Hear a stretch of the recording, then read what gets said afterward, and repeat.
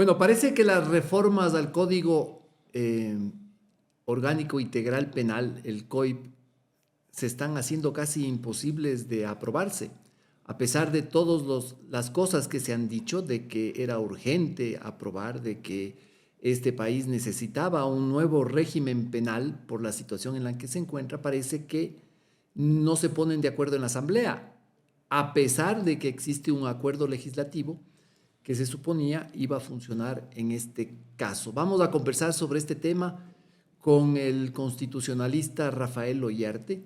Él ha estado pendiente de este tema desde hace algunas semanas y le agradecemos aquí a Rafael por este tiempito que nos va a regalar para Diario Expreso. Doctor Ollarte, ¿por qué no pueden votar? ¿Qué pasó? Gracias, Martín. Un placer estar contigo, con todos los amigos de Diario Expreso. A ver, ¿qué ocurre? En el pasado, cuando las cosas se hacían con relativa lentitud, pero relativamente bien, tú aprobabas los proyectos de ley artículo por artículo. Eso obligaba que tradicionalmente en el primer debate se haga una lectura general del proyecto, que los legisladores observen ese proyecto en el primer debate y que en el segundo debate se haga la aprobación, modificación o negativa de los proyectos artículo por artículo. ¿Por qué? Porque los proyectos pueden contener contradicciones, vacíos, inadecuaciones.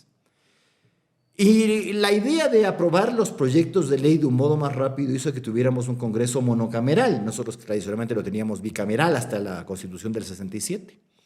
Pero la Revolución Ciudadana se le ocurrió que no solo tenías que tener una legislación más o menos acelerada con un Congreso de una sola Cámara, sino que tenías que aprobar las cosas en paquete, es decir, el código completo o, en el mejor de los casos, por libros o por secciones.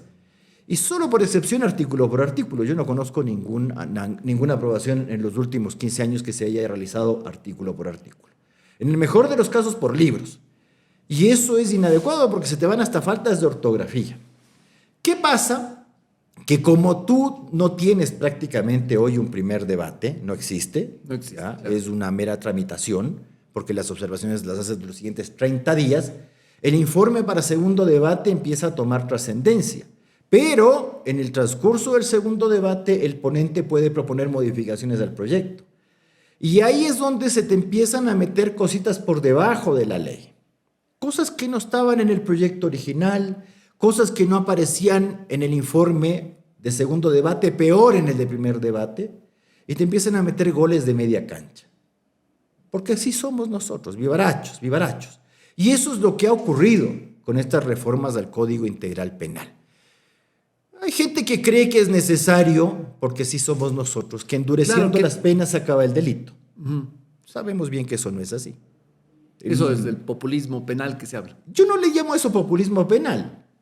Yo creo que eso es un placebo. Es decir, tú le haces tranquilizar a la gente diciendo que como hay muchas violaciones, entonces sancionemos más al violador. Si la cosa no es poner en la letra de la ley las penas del infierno al violador, al asesino, al sicario, al cohechador, al que comete peculado, sino procesarlo, pues que es la primera cosa, pues que no se hace. Además, todos los estudios sobre el tema dicen que esto no ha funcionado en ningún lugar del mundo, ni nunca ha funcionado. A ver, yo soy derechista y por lo tanto soy muy duro con esta cuestión.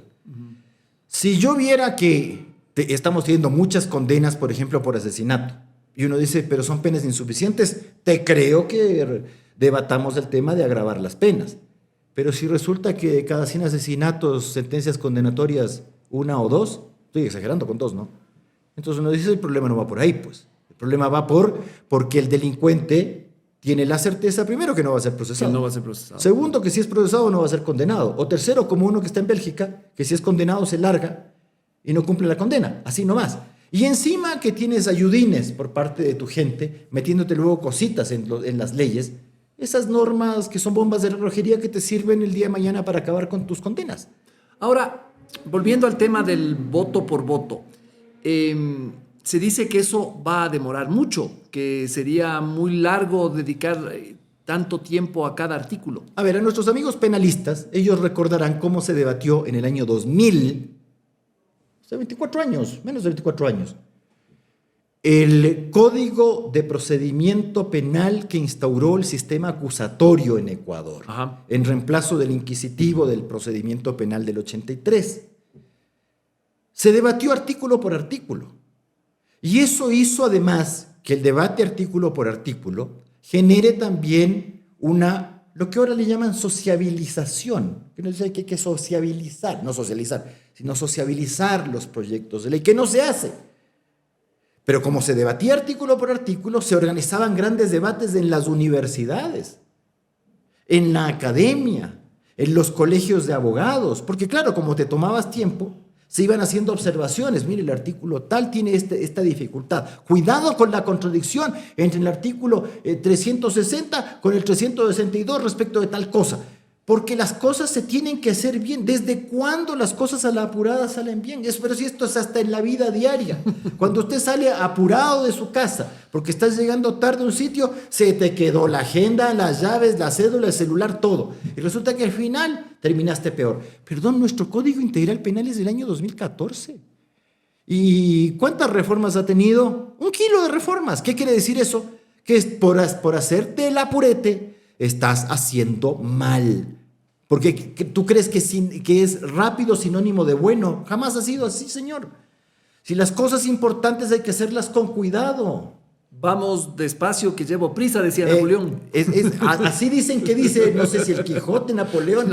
O en una de esas le ensartan esa a Winston Churchill, porque a todos les ensartamos las frases. Pero es así. Ahora, el presidente de la Asamblea, el señor Kronfle, dice que no hay cómo hacer esto porque si se aprueba un artículo y se niega otro, a veces están concatenados y relacionados.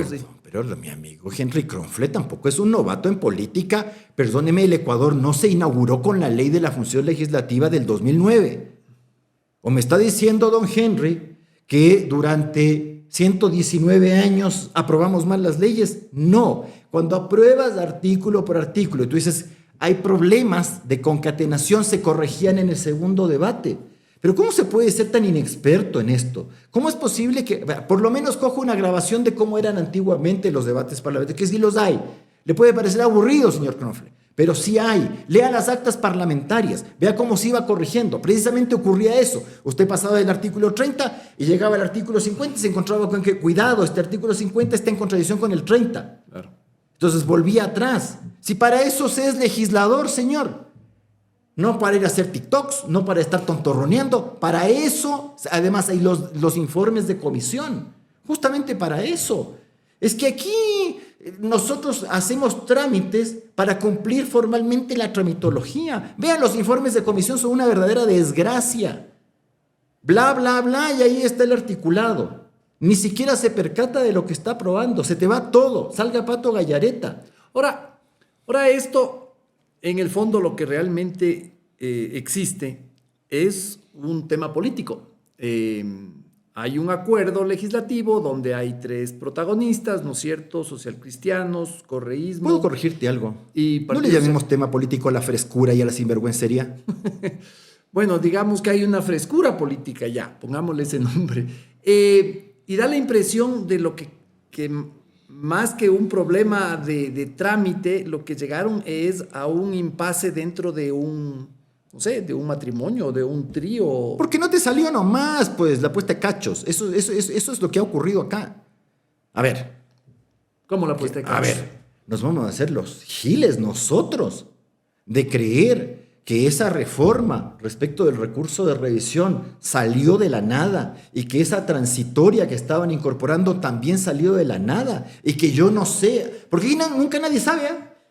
Tú empiezas a preguntar y resulta que todas estas son normas, perdóname el lenguaje, normas bastardas, no tienen padre, o sea, nadie sabe de dónde han salido, por gravitación espontánea están ahí. A ver, vamos, recurso de revisión, que es una cosa que cuando existían facultades de derecho, que revisábamos en el primer semestre.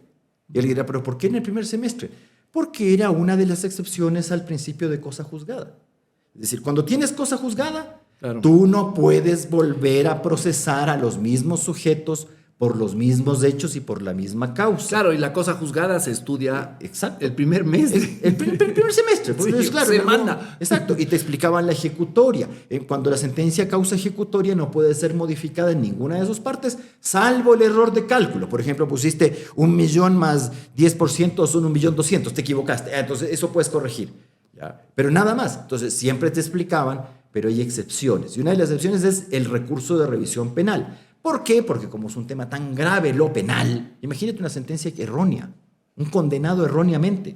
Entonces decían, vea, hay unas causales. Y revisábamos las causales. La primera que siempre nos daba un poco de chiste porque era muy ejemplificativa, pero eso de cuando apareciere viva la persona que se creía muerta. Claro. Entonces nos decía, claro, o sea, te condenaron por asesinato u homicidio de Perico Los Palotes y Perico Los Palotes está jugando fútbol en la Carolina. La segunda, ¿ya? La segunda clásica. Cuando la sentencia hubiese sido producto de testigos falsos o informes periciales maliciosos o erróneos. ¿Ya? Cuando se dictara una ley más benigna, claro, ahora eso lo hacen los jueces de garantías, por eso no es causal. Pero se te cayeron dos causales, que era cuando no hubieses comprobado conforme a derecho la existencia de la infracción y cuando con prueba nueva demuestras la inocencia del condenado. Esas dos se cayeron. Entonces, cuando me hablaban a mí de reformar el tema del recurso de revisión, dije, tal vez van a reincorporar esas dos causales que hacen falta, que está bien, ¿no? O sea, imagínate que un individuo es condenado y resulta que tú tienes prueba de que el gallo es inocente. O de que está vivo el muerto. Claro, pero tienes la primera bueno, ese sigue. Pero justo esta no la tienes.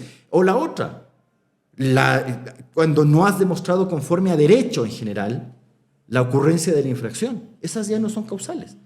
Y claro, de repente te encuentras con la sorpresita de que te empiezan a poner cosas como cuando la sentencia hubiese sido producto de graves violaciones del debido proceso. Entonces ya comienzas con cositas con adjetivos. ¿Cuál es una grave violación del debido proceso y cuáles violaciones del debido proceso no son graves? Para comenzar a jugar es esto.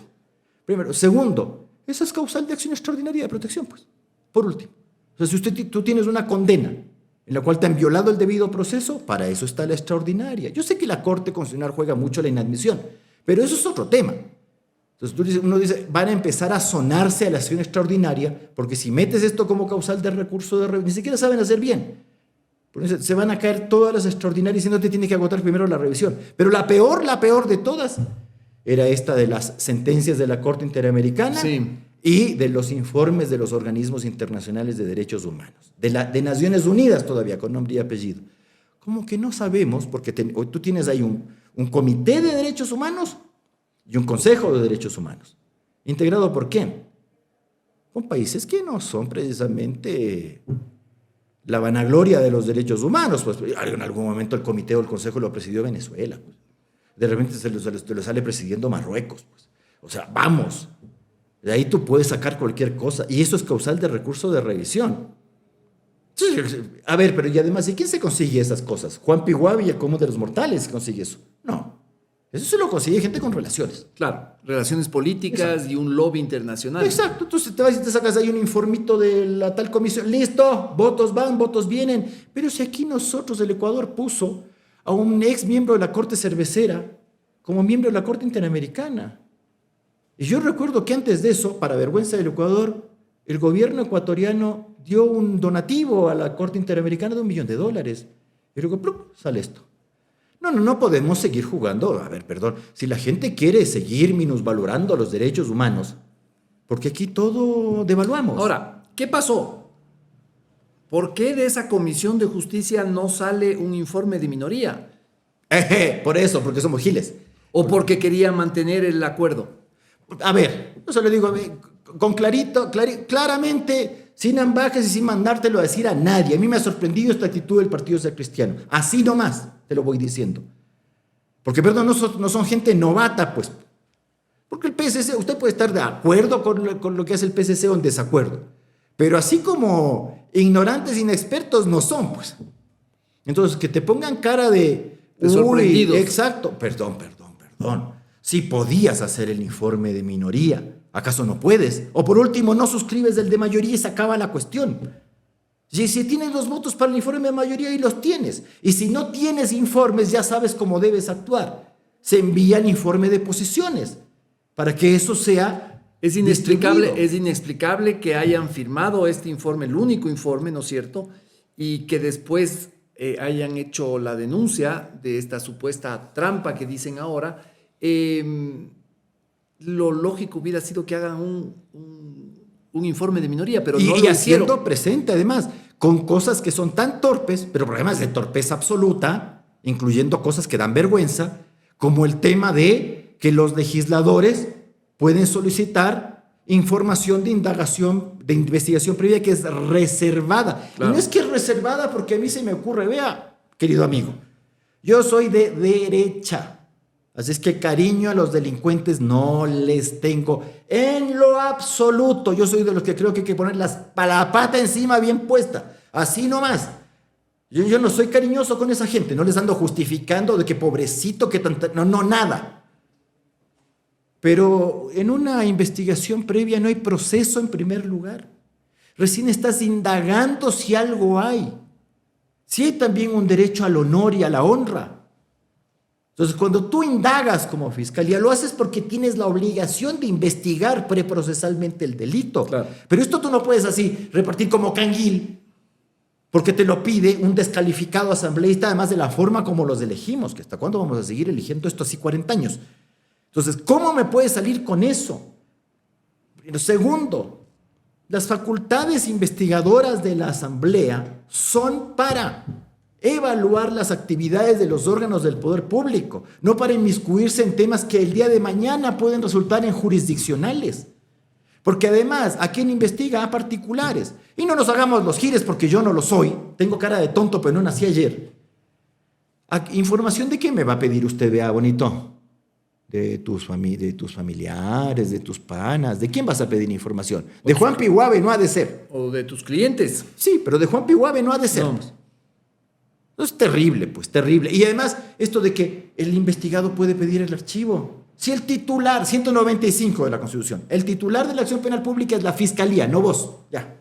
Bueno, y ese es otro artículo que podría tener nombre y apellido de los beneficiados, porque ya hay algunos casos donde se han presentado solicitudes de que se archive porque ha pasado un año. Sí, porque además, eso, a ver, haga el favor de corregir lo que tiene que corregir. Porque claro, uno dice la investigación previa y las prescripciones. Y en el caso de los delitos imprescriptibles, y no me vengas con esa cuestión del año. Oye. Entonces, corrige nomás esas cosas. Eso no puedes corregir, ¿no? Pero volvamos al tema político. Si sale de ahí por unanimidad un informe y luego esa unanimidad se rompe, eso quiere decir que salió de ahí con un acuerdo político y algo pasó en el camino. ¿O claro. No? ¿Qué pasó en el camino? ¿Qué pasó? Es que se armó el escándalo, pues. Y la opinión pública les hizo echarse para atrás. Exactamente, porque aquí te aprueban cualquier cosa. Pues así nomás vaya y salga. Esa era la idea, ese era el plan. Pero pasa, pues. Es que a ver cuántas veces tú ves en los proyectos de ley en que estás hablando de una cosa y terminas sacándote otra. Lo que la Corte luego de muchos años te termina declarando inconstitucional. Estás con una ley procesal y te clavan un impuesto.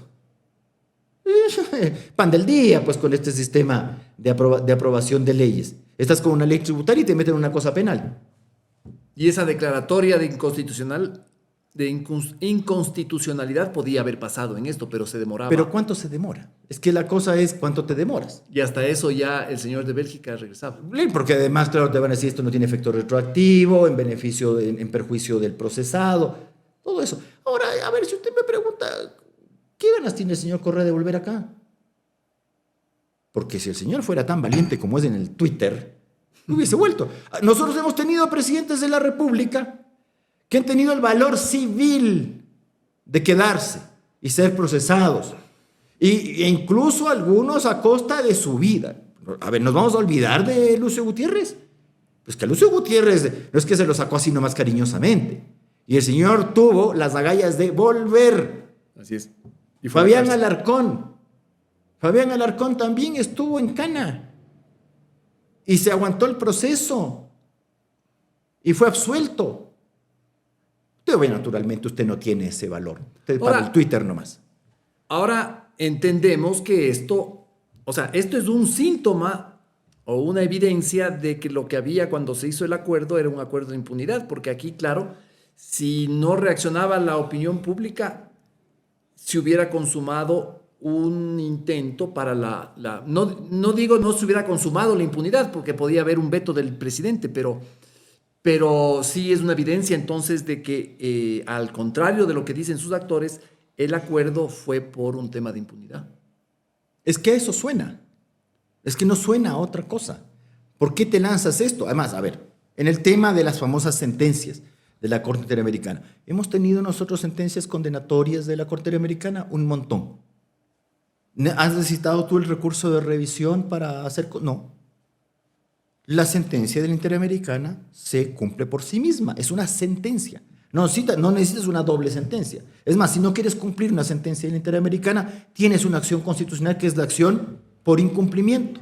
No quieres cumplir, entonces tienes un proceso por incumplimiento con todas las consecuencias que acarrea el incumplimiento. Ahora, en este caso, el señor Correa ya le había acabado el tiempo, ¿no es cierto?, de los 6 meses que creo que es que tiene posibilidad de llevar a la Corte Interamericana. Pero usted sabe que ahí también tienes otras formas, pues, o sea, los 6 meses no son 6 meses cerrados, tienes formas de argumentar ese tema de los famosos 6 meses. Entiendo yo que ya se le pasaron. Pero bueno, tiene los comités de las Naciones Unidas. Sí, pero la Interamericana es la Interamericana también. A ver, no es la Interamericana de Thomas Burgenthal, no. Ya, sí, todos hemos devaluado, pero sí ahí ha estado, ¿qué gente ha estado también en la Interamericana? Yo no me creo eso de la Interamericana, francamente. Usted tiene casos en la comisión, voy a hablar de la comisión también, de gente que ya mismo se ha de morir, 30 años ahí y nada que ver. Sí, yo no creo en el sistema por eso. Lágrimas de perro me parecen esas cuestiones. Uno dice, pucha, ¿cómo es posible que haya gente que esté ahí haciendo cola en la Comisión Interamericana 25, 20, 15 años, ¿sí? Ahí te Ahora, veré. entonces, ya para ir concluyendo esto, si quisieran realmente votar, deberían ir a la votación artículo por artículo. Efectivamente, porque cosas buenas han de haber, aunque yo he visto ahí algunas discusiones. Por ejemplo, a mí me pareció interesante el tema del feminicidio, no del femicidio, porque he escuchado algunas críticas, porque claro, la disposición actual del femicidio es bastante más abierta de la que le están incorporando con una serie de condiciones, de que hayan violencias físicas y rastros de ni sé qué, que son molestados. Pero la segunda, ¿qué pasa con estas autoridades que nada hacen respecto de las mujeres que son agredidas, denuncian y que luego son matadas? Y ahí tenías una autoridad que se hicieron los de las chacras. Me parece una disposición interesante. Más allá de que nosotros tenemos un código integral penal lleno de... que a veces se te caen. Por ejemplo, hay otra que existía en el código penal y que muchos dimos cuenta que se había caído porque en el código penal la propalación intencional de enfermedades infectocontagiosas era delito. Cuando salió del COVID uno decía, esto me acuerdo que era delito, pero ya no ha sido. Entonces, son cosas que tú a veces vas viendo, los que no somos penalistas nos vamos fijando, porque los códigos penales, por si acaso, no son para penalistas, pues. Los códigos penales son para el común de los mortales. ¿Por qué? Porque es el común de los mortales, por seguridad jurídica, el que debe conocer a ciencia cierta cuándo una actuación propia es infraccional y cuándo no, porque de lo contrario no puedes comportarte, pues, de ninguna manera. O sea, tú tienes que saber previamente cuando algo es ilícito. Y en eso hay que educar a la gente. Y nuestra asamblea, aprobando en bloque las cosas, ni siquiera ha cumplido y no cumple hace mucho rato ese rol pedagógico que tenían los congresos, que le explicaban a la gente. ¿Te acuerdas cuando habían reformas a la ley de tránsito? Se hacían campañas, que la ley, cuidado, que esta cuestión ahora es infraccional, ve esta cuestión, porque a la gente es a la que le aplicas eso. Esto no es para los filósofos puros, pues. Claro, el sistema que plantean de la votación por paquetes impide cualquier tipo de deliberación pública y de debate público. Se te va. Es como hoy día cuando uno dice, uno en los 80, cuando éramos muchachos, se acordaba de los actos de corrupción. ¿Te acuerdas de uno? Que el caso que el Ecohospital, que las muñecas de trapo, que el arroz con gorgojo. Hoy día es tanto que no... Tú dices, pero ¿cuál de todos? Eso también te pasa cuando apruebas en paquetón las leyes. Tú no puedes aprobar en paquetón un código penal, porque de lo contrario la gente no se entera. Antiguamente te enterabas, hay un nuevo código penal y los noticieros comenzaban con estas cuestiones. Se aprobó tal cosa. Entonces se entrevistaba gente. Exacto, entonces ibas tema por tema y la gente, yo debo decir, yo estudié en Chile en los 90 y algo que les llamaba la atención a los chilenos, que no son muy dados a reconocerle cosas a los demás, decían, ellos para los profesores, que eran muy exigentes, decían que los ecuatorianos tenían un sentido político bastante alto y un conocimiento de la cosa pública que era envidiable. ¿Por qué? Porque las cosas se debatían públicamente. Ahora, con estos sistemas, todo pasa de agache, todo va por debajo, entonces la gente no sabe. Claro, y si alguien no da la alerta, no pasaba nada. Exactamente. A ver, ¿qué tal? Y lo voy a decir con nombre y apellido. Si esto, porque no es que yo me entere, solo yo no me estoy leyendo las reformas al Código Integral Penal, si con lo mío ya tengo, pues. Pero si esto no abría la boca la doctora Paulina Araujo, el doctor José Molina, el doctor Felipe Rodríguez, y uno empieza a ver cómo, ¿qué es lo que están metiendo acá? Y claro, ese rato tú saltas, pues empiezas a decir, uy. Ahora, uno de los temas de lo que yo he visto bastante polémico es el de la justicia indígena. Se está planteando que cuando un juez o un fiscal del sistema ordinario quiere empezar un proceso, tiene que consultar a ver si la autoridad indígena ya no había... eso es dividir la justicia en dos. Pero ya está dividida hace harto rato y en eso tuvimos en su momento, yo no sé si algún rato corregirá esto, la constitucional de esta Corte Constitucional. Porque siempre se debatió que cuando la Constitución hablaba de conflicto interno, si el conflicto interno abarcaba o no el delito penal. Y la Corte actual nos dijo definitivamente que sí. Teniendo, yo voy a poner casos brutales. Porque no es por hacerle malilla a la Corte. Pero ¿cómo es posible que en un caso un chico de 21 años le viola a un menor de edad, delito de violación, y la comunidad indígena le condena al muchacho a barrer una vez a la semana por un año el parque de la comunidad y a pagar los medicamentos del violado? Y un poquito de ortiga. No fue ortiga. No hubo ortiga. Pero perdón, como una de ese calibre y de ese porte, y pasó. O lo otro, es que está dentro, Agustín, que está dentro de la cultura del pueblo no sé cuánto, la muerte por Sansa. ¡Qué bien, bonito!